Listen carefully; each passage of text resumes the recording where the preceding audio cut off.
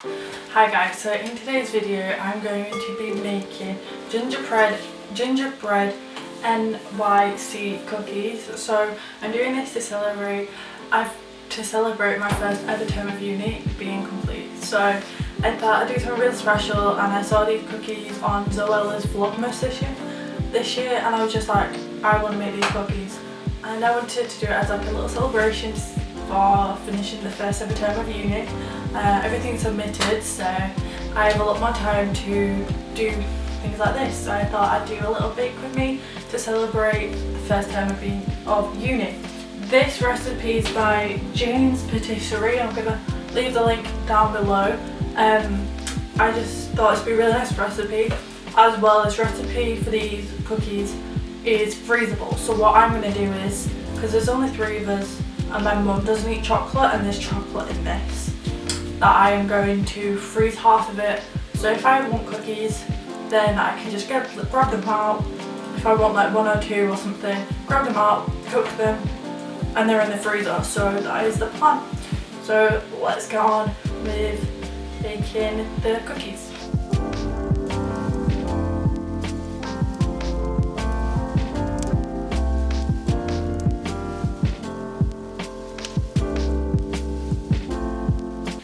So, step number 1 is to add your salted butter and sugar together. I have not got myself a knife, so I'm going to grab myself a knife. I haven't put the butter in yet because I kind of like portion everything out, like the sugar and flour and stuff in these bowls, but I normally just put the sugar straight into this, so I'm going to weigh that out now because I haven't done that yet, so let's do that. So I'm back with my knife and my weighing scales. I'm just going to put this on here. And this bowl, by the way, is from Sainsbury's. It's part of the Great British Bake Off range. So I set it to 0, and then I kind of just weigh how much do we need.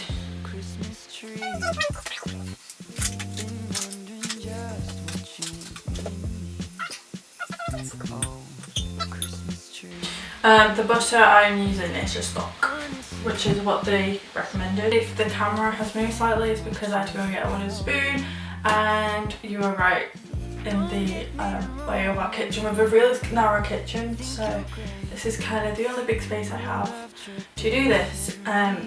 But now I've got this, and I'm going to add in 175 grams of light brown sugar. I didn't add all that in. I added about 130 because we normally like pull it down. I was going to put 100 grams in, but I only put 130 in. As a family, we normally don't add all the sugar into things. It's just the way we are. We never have. So yeah, now we're going to cream all this together, and I'm most likely going to speed through this. This blue in this afternoon, we're catching up. Oh, what a year. Oh, Christmas tree, I nearly missed you there. Don't get me wrong, you're a sight to see, with all faded photos of family. But oh, Christmas tree. So I now have creamed all of that together, which took a very long time. I'm like, oh my god, now. But all of that has been creamed together, and now next step is to add in your egg and beat. And if you're using vanilla, then add that in. I'm using these M&S large British eggs. Now I'm just going to crack this in. Oh, there's a feather on it.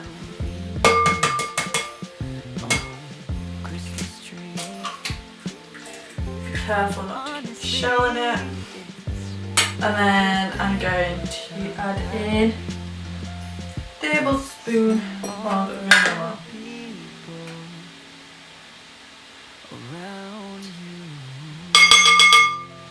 Yeah, it's a bit less than a tablespoon, but it's alright. And now we're going to beat this all together.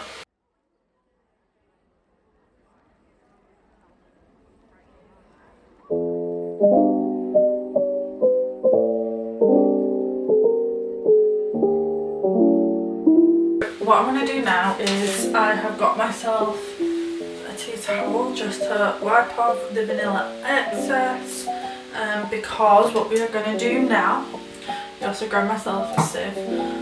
What I'm going to do now is add the plain flour, ground ginger, cinnamon, nutmeg powder. I don't have baking soda, so I'm just gonna do just the baking powder. I couldn't find it in the cupboards, and salt. And so I'm gonna put it all into this bowl. A table and a half in. Tablespoon and a half of baking soda, and then it is for ginger. This on here says ground nutmeg, but it's actually ginger, and we're gonna add tablespoon and a half of ground ginger. Then for cinnamon, half a teaspoon.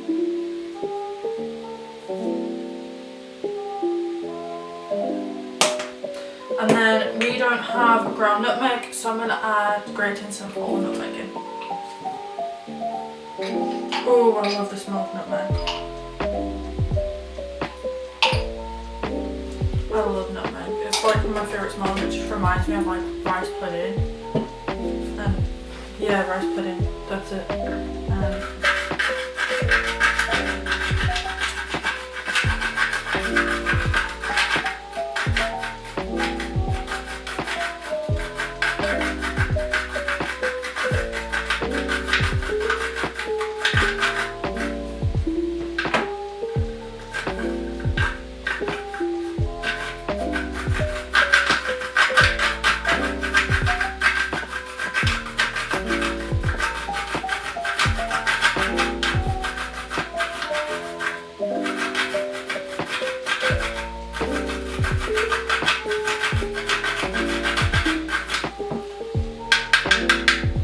I don't think that's half a tablespoon, but there's some nutmeg in there. I just haven't put a lot in because it's hard to grate. And yeah, I'm now going to slowly sieve this in and mix this together.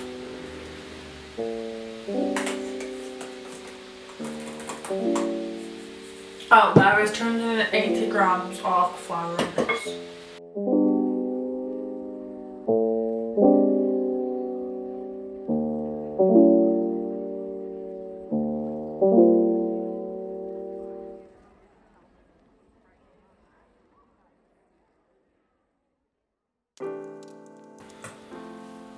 And then I'm also going to add in just 3 kind of grains of salt. It says sea salt, but we don't have any, so I just thought I'd just add in before we put on table salt, because it still comes out in big chunks, just like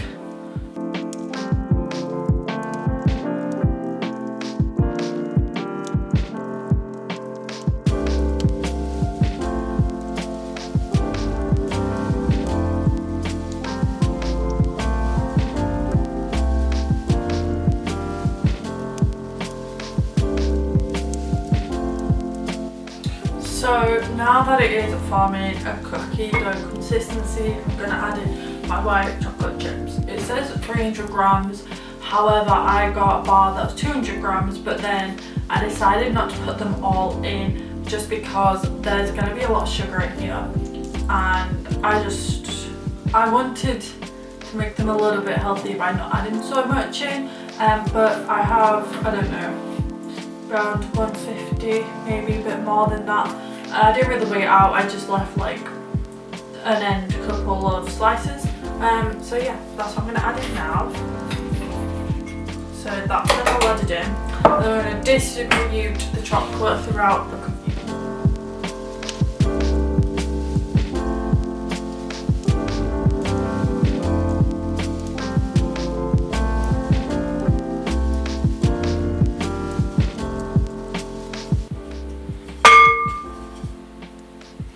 We gotta try some. That was so good. Right. You can taste the ginger, which is good because it's gingerbread. And it is really, really good. So what is next on the recipe? After you've done that is to weigh it says 8 cookies, but if you half the recipe, so for 8 cookies it's 120 grams per cookie, but then if you want to half that you can make 16. So what I'm going to do is I'm going to make 60-gram cookies, because then we can get quite a big batch out of it, so we'll have 8 and 8 kind of in the freezer. So that's what I'm going to do now. I'm going to weigh these all up. And I have a baking tray with some grease paper on it already. I haven't greased it or I'm just going to lay the cookies on and they should keep them together. So I'm going to use my weighing scales. I'm going to weigh out 60 grams, so that should be around of 8 cookies, and then I'm going to freeze the rest of it. Sisters here, my cousins too, my brothers flew in this It says 4 cookies per tray, and also it says not to put them on just now, but to freeze them after you made them into balls. But for the convenience, I'm going to do it on the tray, and then I can just put it straight into the food. Don't get me wrong, you're a sight to see, with all faded photos of family. But oh, Christmas tree, no, you don't mean a thing without the joy that surrounds you.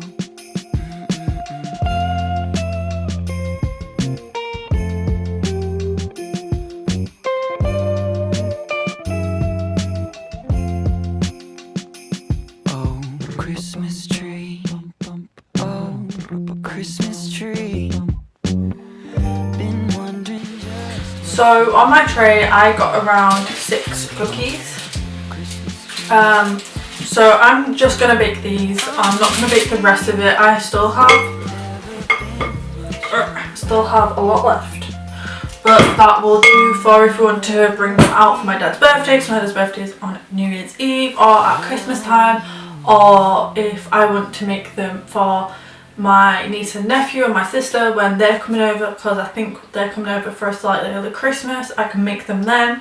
So that batter is going to go into the freezer in some cling film, and this is also going to go into the freezer for 30 minutes. And then when I take it out, I will put it in the oven, and you cook it for 12 to 14 minutes in the oven. So I'll show you what they look like after. I'm gonna freeze these, tidy everything up, go and wash up, and then I will see you after these have cooked. So the cookies are now all come out. So I first did a batch of 6 and then I put 4 more in. So I have 10 cookies all together, and the rest of the mixture is in the freezer. So with that, I'm most likely going to either make some smaller ones to make it go a bit further, or I will probably be able to get about 4 or 6 out of that mixture. But yeah, this is the cookies. They look really nice. So these ones are all cold. These ones aren't. These ones are really cold because they have to be frozen for about 30 minutes and then in the oven for about 14 minutes I put them in for. So that meant that 45 minutes for these to cool. And what it says on the back of the recipe, it has like a little notes bit, and it says for best you should eat them warm. So I'm gonna do that, and I'm gonna show you my thoughts on it. But if you cool them down, what you can do is you can heat them up in the microwave for about 20 seconds and they should be really nice and gooey.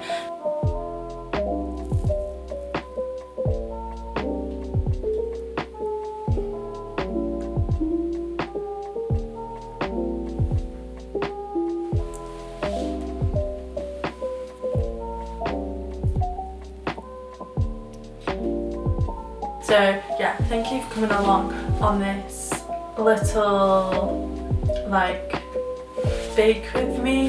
It was really fun and I'm really happy I did make these, and they smell delicious. Like the whole of my kitchen smells so good, so I would highly recommend for anyone to try it. The recipe will be linked down below, and I really hope that you enjoyed this video. If you did, please like and give me a subscribe down below, and if you would like to know when all my videos are coming out, if you click the bell button, it will notify you when my videos have been released. I hope that you enjoyed this video. Thank you for watching, and I really hope that you liked it and that you can try these cookies because they smell delicious. So yeah, I hope you enjoyed.